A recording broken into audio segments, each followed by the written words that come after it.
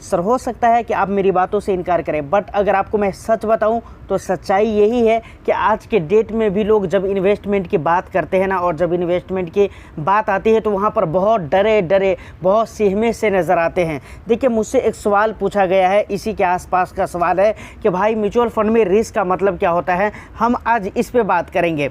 उनके कहने का मतलब है क्या म्यूचुअल फंड में रिस्क का मतलब ये तो नहीं होता है कि पैसे डूब जाएंगे या फिर म्यूचुअल फंड कंपनी भाग जाएगी। इस तरह की बात होने वाली है आज की इस वीडियो में। यकीनन वीडियो बहुत ही इन्फॉर्मेटिव होने वाली है।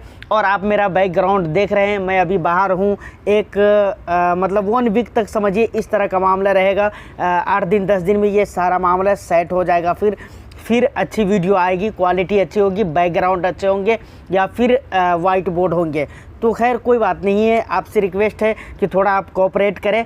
बस आप ये देखें कि जानकारी जो रियलिटी है वो आप तक पहुंच रही है, तो बस ठीक है, आप इसको ज़रूर देखें। तो वीडियो को एक लाइक कर दे, शेयर कर दे। चैनल को अगर अभी तक सब्सक्राइब नहीं किया तो चैनल को भी ज़रूर सब्सक्राइब कर ले। देखिए, हमारे पास एक सवाल आया है, जिस सवाल में ये कहा गया है कि भाई रिस्क के बारे में आप बताइए, रिस्क का मतलब क्या होता है। और ख़ास तौर से हम तो बात यहाँ पर, अगर आप मेरे चैनल को देखें तो यहाँ पर ज़्यादातर वीडियोस आपको म्यूचुअल फंड से रिलेटेड मिल जाएंगी। और उनका सवाल भी यही है और उनके कहने का मतलब भी यही है कि भाई म्यूचुअल फंड में रिस्क का क्या मतलब होता है, इसको हम समझते हैं। अगर जनरल रिस्क की अगर हम बात करें, जनरली तो बहुत तरह के रिस्क होते हैं। अगर बिजनेस में चले जाए, बिजनेस रिस्क होता है, प्रोडक्शन रिस्क होता है, मैनेजमेंट रिस्क होता है, मार्केटिंग रिस्क होता है। उसके अलावा और भी बहुत सारी चीज़ें होती हैं और बहुत तरह के रिस्क होते हैं। लेकिन म्यूचुअल फंड में किस रिस्क की बात की जाती है, म्यूचुअल फंड में एक्चुअली में रिस्क का मतलब होता क्या है। देखिए सर, म्यूचुअल फंड में रिस्क का मतलब कई होते हैं। कुछ लोग रिस्क का मतलब ये लेते हैं कि भाई ऐसा तो नहीं है। कुछ लोग इस तरह से समझते हैं मतलब कि रिस्क लेने का मतलब ये तो नहीं कि मतलब कंपनी भाग जाएगी, तो ये एक रिस्क हुआ कि हम रिस्क ले रहे हैं, हमारी किस्मत अगर साथ दे दी तो ठीक है, नहीं तो भाग भी सकती है। या फिर रिस्क का ये भी मतलब लेते हैं कि कंपनी में पैसे बुड़ जाएंगे। तो सर एक बात मैं आपको क्लियर करना चाहूँगा। सबसे पहली बात, भागने और बंद होने, इसको लेकर ऑलरेडी मैं बहुत सारी तो नहीं कह सकता हूँ, 2-3 वीडियो में बात कर चुका हूँ। तो ये तय है कि भाग नहीं सकती है, समझ रहे हैं। वो वीडियो का लिंक मैं डिस्क्रिप्शन में डाल दूँगा, आप उन वीडियोज़ को देख लीजिएगा। क्यों नहीं भाग सकती है, उस रीज़न पे वो वीडियोज़ आपको हेल्प करेगी, आपको रीज़न पता करने में कि क्यों नहीं भाग सकती है, समझ रहे कि नहीं। फ़िलहाल उस पर हम बात नहीं करने वाले हैं क्योंकि ऑलरेडी मैं बहुत सारी बातें कर चुका हूँ उस पर। दूसरी बात रह गई कि कंपनी बुरने की।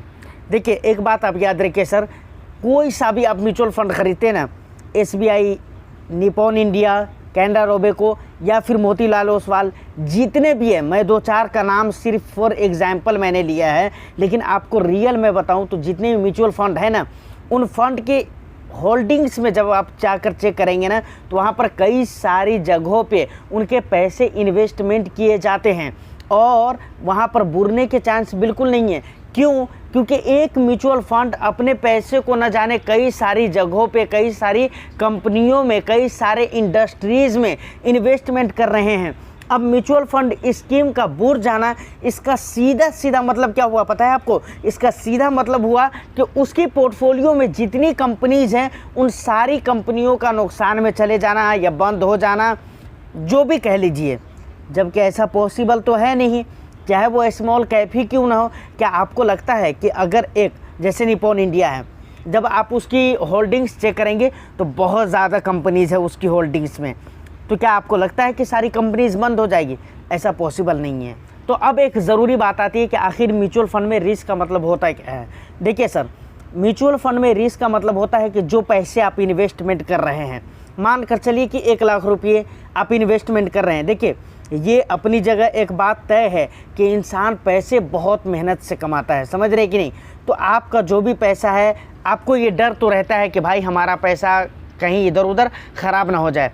लेकिन म्यूचुअल फंड में वही पैसा 1 लाख रुपये या 50,000 रुपया या फिर 2 लाख 5 लाख, जो भी हो आपके पास, जो भी आपके कैपिटल है, जब आप इन्वेस्टमेंट करते हैं तो यहाँ पर रिस्क का मतलब ये रहता है कि अगर मार्केट में कहीं गिरावट हो जाती है तो वहाँ पर आपके लिए रिस्क हो जाता है। रिस्क क्या हो जाता है वहाँ पर रिस्क ये होता है कि आपके जो रिटर्न्स मिले हैं हुए हैं वो तो कम होंगे ही। अगर लंबे समय तक के मार्केट में अगर गिरावट रही, जैसे कोविड के टाइम पर देखा गया था उसके बाद 2008 वगैरह में भी देखा गया था कि बहुत बड़ा क्रैशेस आया था।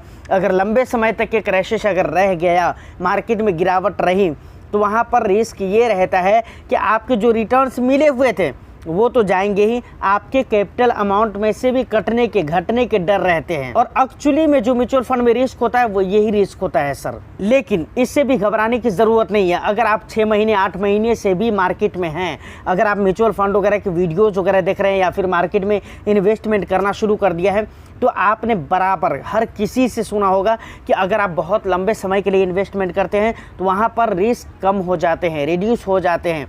क्योंकि लंबे समय में आप निफ्टी देख ले, बैंक निफ्टी देख ले, फिन निफ्टी देख ले, सेंसेक्स देख ले, उसके बाद S&P BSE स्मॉल कैप देख ले, S&P BSE मिड कैप देख ले, जो भी देखना है आप देख लीजिए। सारे इंडेक्स, जो भी इंडेक्स हैं, उनके डेटा जब आप उठा कर देखेंगे तो आप 10 साल का डेटा उठा कर देखिए, 8 साल का, 12 साल का, 15 साल, 20 साल, इस तरह से लॉन्ग टाइम में 10 साल का कम से कम ज़रूर देखिए। 10 साल का, 8 साल का अगर आप डेटा उठा कर देखेंगे तो आपको पता चलेगा कि इस लॉन्ग ड्यूरेशन में मार्केट हमेशा ऊपर की तरफ गई है। तो आपको यहाँ पर टेंशन लेने की ज़रूरत नहीं होती है। और एक बात तो हमेशा याद रखिए, इन्वेस्टमेंट करने से पहले कभी भी आपको जानकारी लेना चाहिए। और जब आप इक्विटी में आते हैं ना, रिस्क कहाँ पर बात होती है, रिस्क की जब भी बात होती है ना, तो उसका मतलब होता है कि इक्विटी मार्केट की बात हो रही है। क्योंकि बॉन्ड में क्या रिस्क होते हैं, अगर डेट म्यूचुअल फंड में आप निवेश कर रहे हैं तो वहाँ पर रिस्क थोड़ी होते हैं, बहुत कम, ना के बराबर रिस्क होते हैं, समझ रहे कि नहीं। तो वहाँ पर रिस्क की जब भी बात आती है तो इक्विटी मार्केट की बात होती है। तो जब भी आप इक्विटी मार्केट में इन्वेस्टमेंट करने के लिए आते हैं ना, तो आप हमेशा के लिए याद रखें, आप देखें कि आप किस तरह के फंड में निवेश कर रहे हैं। अगर आप लार्ज कैप में निवेश कर रहे हैं तो कम से कम 5 साल से ऊपर आपको जाना चाहिए। स्मॉल कैप और मिड कैप के लिए 8 साल से ऊपर आपको जाना चाहिए।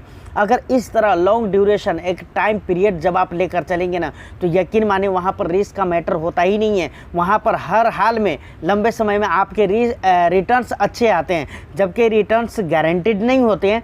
लेकिन एक बात तो तय है कि अच्छे रिटर्न्स आएंगे आपके। इंसान को गलती कहाँ पर हो जाती है कि वो अपनी कंडीशन को नहीं देखते हैं, वो सिर्फ रिटर्न्स को देखते हैं। ख़ास तौर से जो लोग नए नए मार्केट में आते हैं ना, उन्हें स्मॉल कैप ज़्यादा अच्छा लगता है। रीज़न क्या है? रीज़न सिर्फ अच्छे खासे रिटर्न्स होते हैं और कोई दूसरी बात नहीं होती है। वहाँ पर बहुत सारे लोग भूल जाते हैं कि स्मॉल कैप का रिस्क उनके लायक नहीं होता और वो स्मॉल कैप के लायक नहीं होते हैं। लेकिन उसके बावजूद भी ज़बरदस्ती सिर्फ रिटर्न्स की वजह से वो अपना इन्वेस्टमेंट मतलब जो है ना स्मॉल कैप में करते हैं, फिर उनको झेलना पड़ता है। तो सर ये चीज़ भी बहुत ज़्यादा मैटर मतलब बहुत ज़्यादा नहीं करता है, करता ही करता है। इसको इस तरीके से आप समझिए कि ये चीज़ आपको लाजमी देखना चाहिए कि भाई हमारा रिस्क एपिटाइट क्या कह रहा है।